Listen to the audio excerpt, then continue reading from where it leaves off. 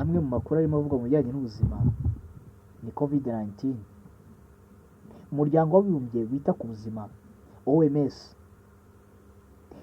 wagaragaje ko hari ubwoko bushya bwa COVID-19 bwongeye kugaragara ku isi hose, NB 1.8.1 cyangwa se 181.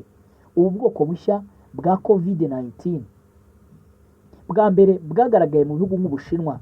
Ubushinwa buraza ku mwanya wa mbere mu bihugu byagaragayeho ubu bwandu ku nshuro ya mbere, kandi bukaba bugaragaza umubare munini. Hakaza igihugu nk'Ubuhinde, India ni igihugu cya kabiri kiri kugaragaraho ubu bwoko bushya bwa COVID-19 NB 1.8.1.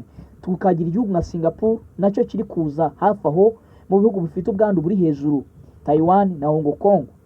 Muri Brazil ho ikipe y'umupira w'amaguru yitwa Santos FC mu cyumweru gishize iherutse guhagarika umukinnyi wayo witwa Neymar Júnior dos Santos wagaragayeho ubu bwoko bushya bwa COVID-19 NB 1.8.1. Ni imbere gato, ni nyuma gato yaho umugore wa perezida muri icyo gihugu hari hashize iminsi 2 gusa agaragayeho ubu bwoko bushya bwa COVID-19 NB 1.8.1. Mu Rwanda dufite abarwayi bashya ba COVID-19. Iyi COVID yandura vuba ndetse irakwirakwira hose kandi igakwirakwira cyane. COVID-19 ubu bwoko bushya NB 1.8.1 yibasira abakuze cyane kuruta abato. Amahirwe kuri iyi ndwara ya COVID-19 ubu bwoko bushya nuko ntabwo yica vuba nk'ubundi bwoko bwose bwa COVID bwabanje.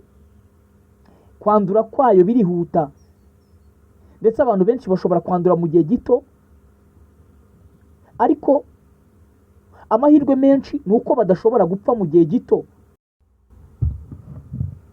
CDS muri Amerika ni ikigo gishinzwe indwara cyemeje yuko ubwoko bushya bwabonetse kuva mu kwezi kwa 5 n'ukwa 4 uyu mwaka muri California, Washington na New York. CDS igaragaza ko muri Amerika bakiri hasi ugereranyije n'ibindi bihugu byose. Dr. Subhash Verma, umwarimu muri kaminuza ya Venada, avuga ko ubwoko bushya bwa COVID bwihuta mu kwandura vuba kandi mu gufata abantu benshi icyarimwe. Mu byumweru 4 bishize mu Bushinwa habaruwe abantu bapfuye 30 bishwe n'ubu bwoko bushya bwa COVID-19 NB 1.8.1. Mu Bushinwa gusa hagaragaye abantu 30 bapfuye bishwe n'ubu bwoko bushya bwa COVID-19 1.8.1. Dr. Amy Edward muri Western University